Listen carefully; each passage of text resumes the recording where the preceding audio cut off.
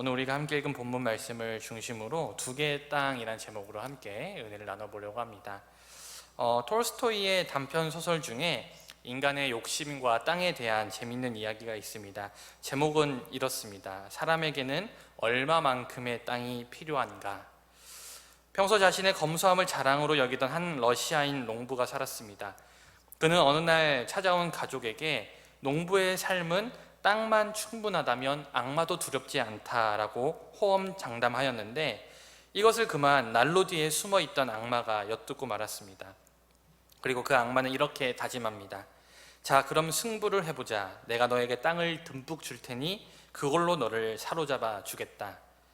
이후에 농부는 근면하게 일하는 동시에 이곳저곳에서 돈을 끌어모아서 원하는 만큼 땅을 손에 넣는 데 성공하지만, 악마의 계략과 이간질 그리고 여러 가지 한계로 이웃들과 지속적인 트러블이 일어나서 골머리를 앓게 됩니다. 더 넓은 땅, 그리고 완전하고 온전한 땅을 원했던 이 농부는 다른 땅을 찾아보기 시작했습니다.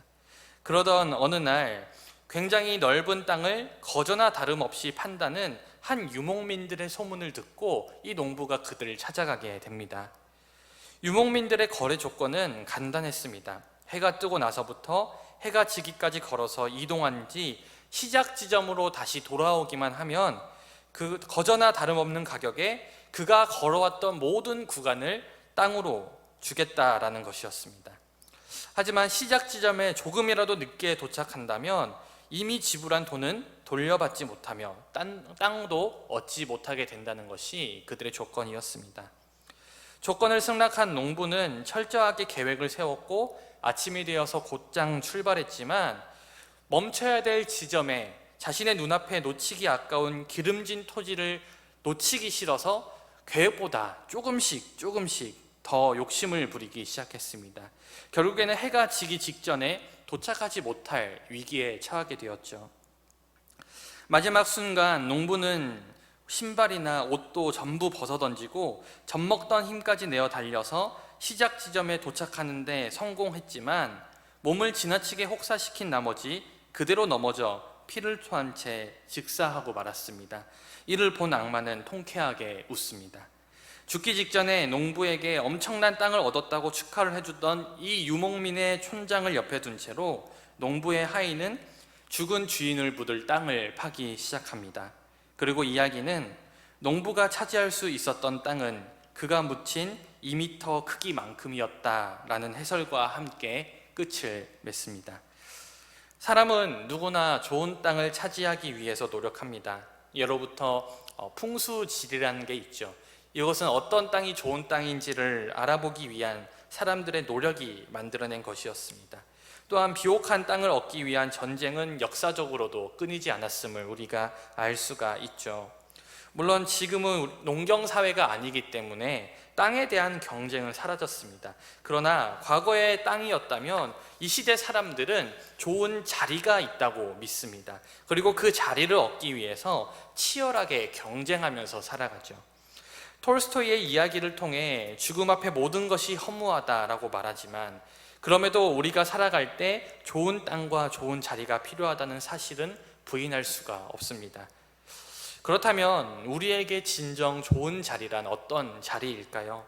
오늘 말씀은 두 개의 땅으로 갈라진 한 가족의 이야기를 통해서 정말 우리에게 좋은 땅, 좋은 자리가 어떤 자리인지, 그곳이 어떤 곳인지 함께 알아보려고 합니다.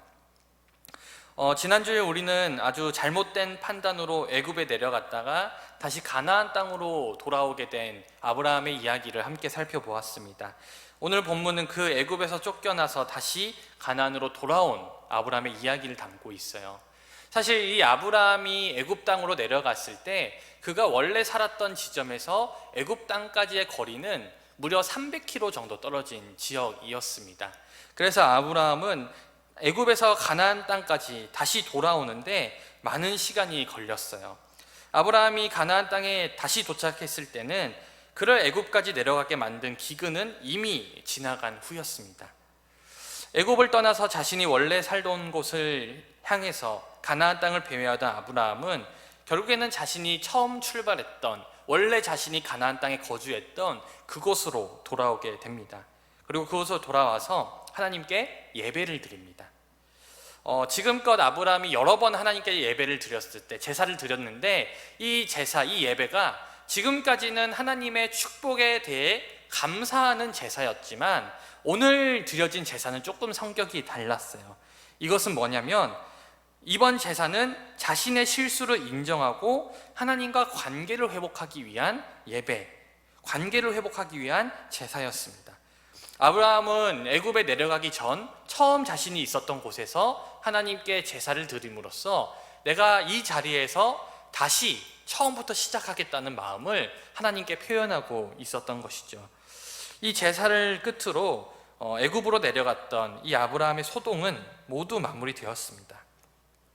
그런데 또 다른 사건이 아브라함을 괴롭히기 시작했어요. 바로 조카 롯과 갈등이 생기기 시작한 것이죠. 처음 아브라함이 아버지의 집을 떠나도록 하나님의 부르심을 받았을 때 유일하게 아브라함과 같이 나온 가족이 바로 조카 롯이었습니다. 이 조카 롯은 뿐만 아니라 아브라함이 애굽에 갈 때에도, 그리고 애굽에서 수치를 당하고 다시 가나안으로 올라올 때에도 늘 아브라함과 함께였어요. 그리고 하나님께서 아브라함이 축복의 통로가 되겠다고 약속하신 그 약속에 따라서 아브라함을 늘 따라다녔던 롯은 하나님으로부터 큰 축복을 받게 되었습니다. 덕분에 아브라함의 재산도 엄청나게 불어났지만 이 롯의 재산도 만만치 않게 불어나게 되었어요.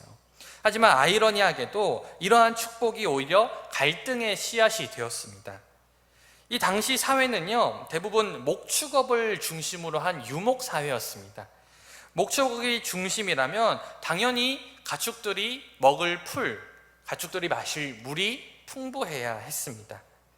하지만 우리가 기근으로 애굽으로 내려간 이 가나안 땅의 상태를 살펴볼 때 이 가나안 땅은 아브라함의 가축들과 롯의 가축들이 충분히 나눠서 풀을 먹기에 아주 충분치 않다, 좀 부족하다라는 사실을 알 수가 있죠.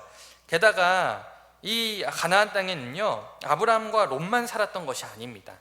가나안 땅에는 그들이 오기 전부터 먼저 살고 있었던 가나안 사람들과 브리스 사람들이 함께 그곳에 거주하고 있었습니다.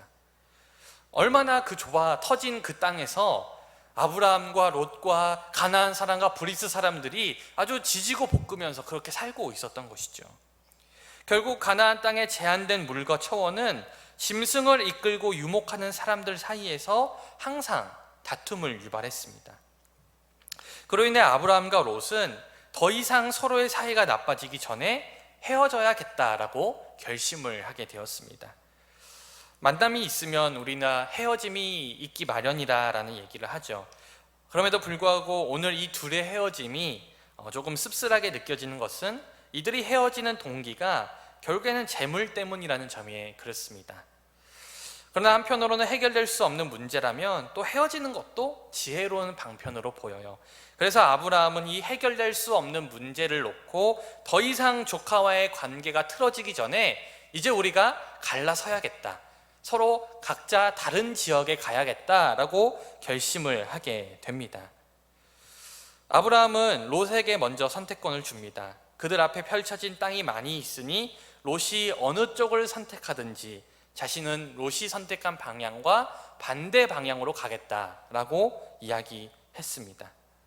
아브라함은 원래 가족의 우두머리였습니다. 그래서 그가 먼저 선택할 권리가 있었음에도 불구하고 자신의 조카 롯을 사랑했기 때문에 그에게 먼저 선택권을 양보하였습니다.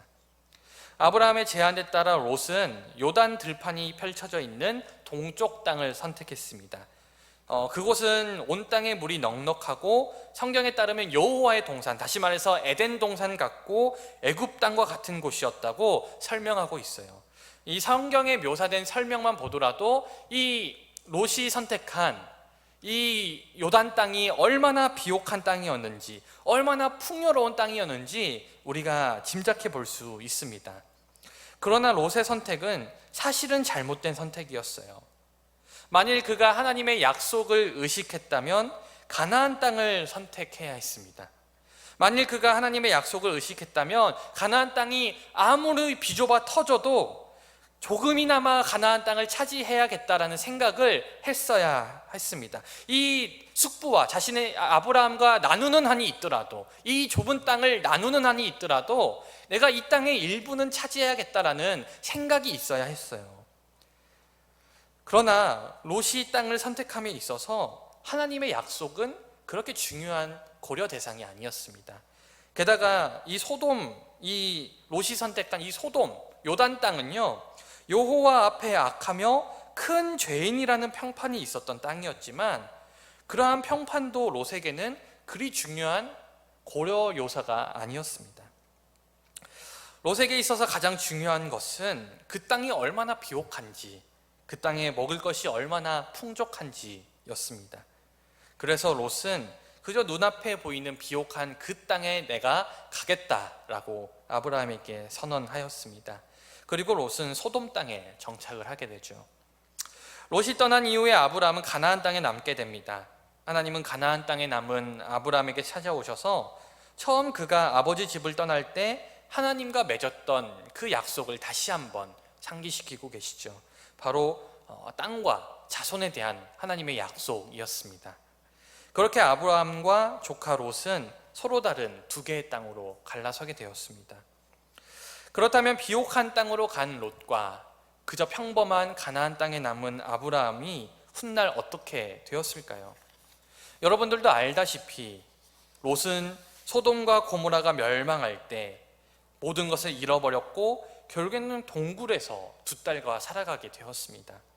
반대로 평범하기 그지없었던 가나안 땅을 선택한 아브라함은 하나님으로부터 큰 축복을 받아서 더욱 번성하게 되었습니다.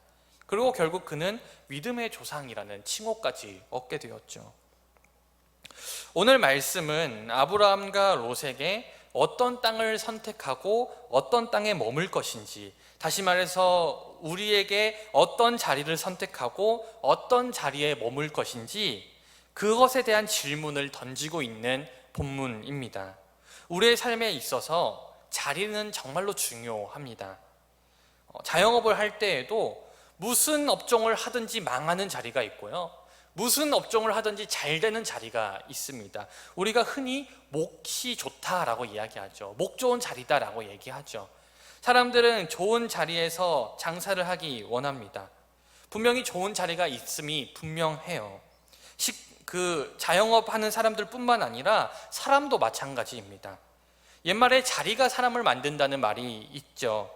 자격이 없어 보이는 사람이라 할지라도 좋은 자리, 좋은 환경, 책임감 있는 자리에 올라가게 되면 그 자리에 걸맞는 사람으로 거듭나게 된다라는 이야기입니다.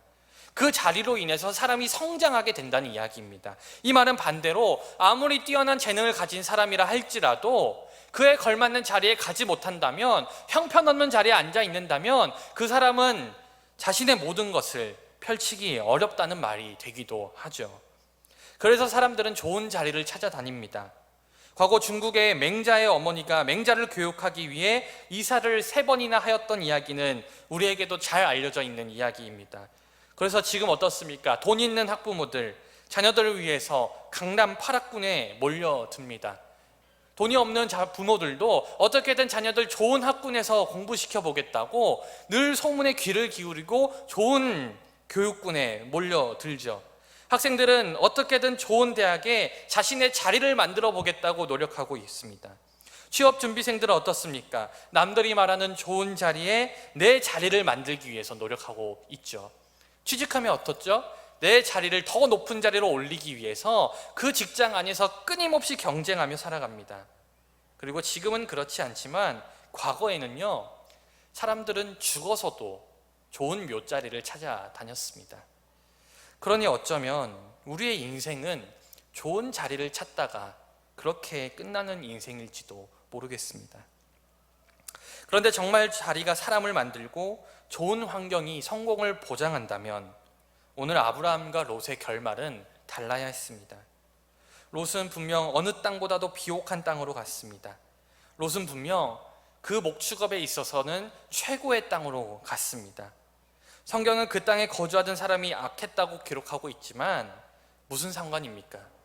우리도 대학의 평판이 아무리 나쁘고 기업의 평판이 아무리 나쁘더라도 그 대학이 인류 대학이고 그 기업이 인류 기업이라면 누구나 그곳에 자신의 자리를 만들고 싶어 하지 않습니까? 그곳에 성공이 있다고 생각하고 있지 않습니까? 그러니 오늘 롯이 소돔으로 간 것은요, 너무나도 당연한 선택입니다. 그리고 누구나도 좋은 자리를 선택하고 싶고 누구나도 좋은 자리를 차지하고 싶은 것이 바로 우리들의 생각이고 우리들의 본성이에요. 그렇다면 누구보다 좋은 자리를 차지한 롯은 사실은 더 부유해지고 더 강성해져야 맞습니다. 하지만 안타깝게도 롯의 인생은 소돔으로 내려간 이후부터 이상하게 내리막길을 걷기 시작합니다. 그는 소돔에서 전쟁의 포로가 되기도 하였고 결국에는 그 땅이 완전히 망하여서 아무것도 가진 것이 없는 채 나와야 했습니다. 반면에 너무나도 평범해 보이던 이 가나안 땅을 선택한 아브라함은 오히려 그곳에서 번성하게 되고 훗날 하나님의 약속의 아들인 이삭까지도 그 땅에서 얻게 되었습니다. 가나안 땅에서 아브라함은 하나님께서 아브라함과 맺으신 그 언약을 하나하나 성취해 나갔습니다. 그렇다면 왜 아브라함은 목초지가 부족했던 너무나도 평범한, 아니 어떻게 보면 너무나도 평범하다 못해 평범 이하의 그 가나안 땅에서 번성할 수 있었을까? 그것은 가나안 땅이라는 이 땅이 특별해서가 아니었습니다. 사람들은 가나안 땅이 특별해서 성공했다 생각하지만 여러분, 가나안 땅은 특별한 땅이 아니었어요. 만약 가나안 땅이 특별한 땅이라면 지금도 이 땅에 사는 사람들은 부자가 되어야 합니다. 팔레스타인에 이 땅에 가서 사는 사람들은 누구보다도 더 큰 부자가 되어야 합니다. 하지만 그렇지 않잖아요. 가나안 땅은요, 사실 평범한 땅이었어요. 이 가나안 땅은요, 아니 어떻게 보면 평범 이하의 땅이었습니다. 그런데 아브라함이 그 땅에서 번성할 수 있었던 이유는 그 땅은 평범한 땅이었지만 하나님이 그 땅을 선택하셨기 때문입니다. 그러니 땅이 특별했던 것이 아니라 그 하나님의 선택이 특별했다는 것이죠.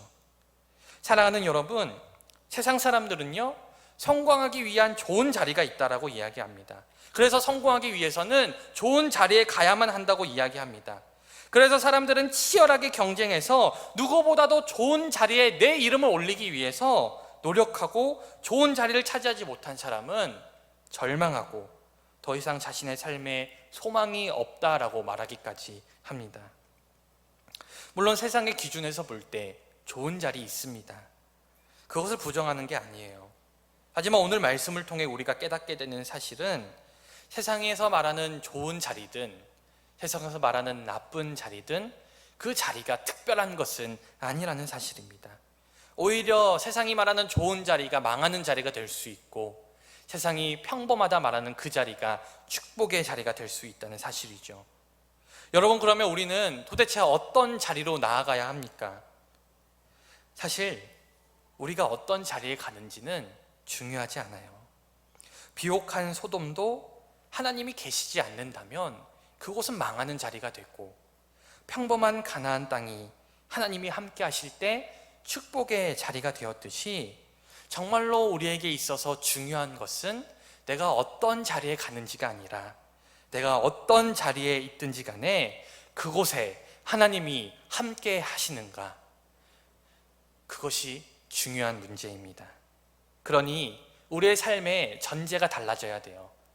많은 사람들은 내가 어떤 자리에 가야 성공하는지 생각한다면 우리의 전제는 지금 내가 하나님과 함께하고 있는가, 내가 있는 이 자리가 하나님께서 함께 하시는 자리인가, 그것을 생각해야 된다 이 말입니다. 저는 하나님께서 여러분들과 함께 하심을 믿습니다. 하나님께서는요, 예수님께서는요, 여러분들과 세상 끝날 때까지 함께 하신다 약속하셨고 그 증거로 성령을 주셨어요. 여기 앉아있는 여러분들 모두 성령님이 함께 하시는 사람들입니다. 그러니 사실은 여러분들이 앉아있는 자리가 어떤 자리라 할지라도 사실은 복된 자리라는 사실을 잊지 마시기 바랍니다. 세상 사람들이 보기에, 세상의 기준에 보기에 너무나도 평범해 보이고, 아니 평범 이하의 자리라 할지라도 그곳은 하나님이 함께 하시는 자리이기 때문에 여러분들의 삶의 그 자리는 너무나도 귀하고 너무나도 특별한 자리입니다. 너무나도 복된 자리입니다. 우리가 이것을 잊지 않을 때 우리는 나의 자리에서 주님을 바라볼 수 있습니다. 사랑하는 여러분, 우리가 남들 보기에 좋은 자리로 가는 것 너무 좋습니다. 너무 좋은 일이죠. 그러나 남들 보기에 좋지 않은 자리에 있다 할지라도 우리가 그 자리 때문에 실망하지 말아야 합니다. 남들이 말하기에 좋은 자리에 가서 그 자리에 취해서 내가 하나님을 의지하지 아니한다면 그 자리는요, 좋은 자리가 아니라 망하는 자리예요. 저주의 자리입니다. 반대로 우리가 세상이 말하는 좋은 자리에 있지 못한다 할지라도 하나님께서 여러분들과 함께 하신다면 평범해 보이는 그 자리가 하나님의 축복의 자리로 변합니다. 그러니 우리는 어떤 자리에 있든지 주님께서 나와 함께하고 계시는 지금 나의 자리가 가장 복된 자리임을 믿고 늘 주님을 의지하며 최선을 다해야 합니다. 여러분, 성경을 보면 요셉이라는 인물이 등장합니다. 요셉은요, 하나님으로부터 약속을 받은 사람이에요. 어떤 약속을 받았냐면 부모와 형제들이 자신에게 절하는 그 약속을 받은 사람입니다. 그런데 요셉의 삶을 보면요, 아주 망하는 길만 걷는 사람이었어요. 형들의 시기 질투 때문에 그는 애굽의 노예로 팔려갑니다. 노예로 생활하다가 그 주인의 의심을 사서 누명을 쓰고 죄인의 자리로, 감옥으로 가게 돼요. 다들 보기에 망하는 자리죠. 노예의 자리, 죄인의 자리, 성공의 자리 아닙니다. 망하는 자리예요. 그런데 성경은 말하고 있어요. 그 자리에 하나님이 요셉과 함께 하셨다고. 그래서 결국 요셉은 노예로 있을 때 배웠던 그 경제, 그리고 죄수로 있었을 때 배웠던 그 인사, 관리, 그 능력을 바탕으로 애굽의 총리로 거듭나게 됨을 우리가 성경을 통해서 보게 됩니다. 여러분, 자리가 중요한 게 아니에요. 내가 하나님이 함께 하는가? 하나님이 나와 지금 함께하고 계시는가? 내가 주님의 그 말씀에 따라서 살아가고 있는가? 그것이 우리에게 주어진 진정한 중요한 문제입니다. 우리의 삶도 마찬가지죠. 아무리 비옥한 삶일지라도 하나님이 계시지 않는다면 결국엔 절망적일 수밖에 없지만, 아무리 척박한 삶이라 할지라도 하나님이 함께 하신다면 우리는 그곳에서 소망을 찾게 됩니다. 그러니 결국엔 우리의 소망은 오직 하나님께만 있습니다. 사랑하는 여러분, 말씀을 맺도록 하겠습니다. 우리가 세상을 살다 보면 하나님의 약속의 말씀을 따라 사는 삶보다 마치 소돔처럼 세상의 삶이 더 비옥해 보이고 더 풍성해 보일 때도 있습니다. 우리의 욕심으로는 그곳으로 당장 향하고 싶을 때도 있습니다. 그러나 정말로 복된 삶은 하나님이 함께 하시는 삶이라는 걸 기억할 때 우리는 눈앞에 보여지는 풍요로운 자리에 흔들리지 않을 수 있습니다. 그리고 기꺼이 이 풍요로운 자리를 마다하고 지금 나와 하나님이 함께 하시는 가나안에서의 삶을 선택할 수 있으리라 믿습니다. 사랑하는 여러분, 분이 하나님과 함께 하심으로 여러분들이 어느 자리에 있든지 늘 복된 삶을 살아가시길 주님의 이름으로 간절히 축원드립니다.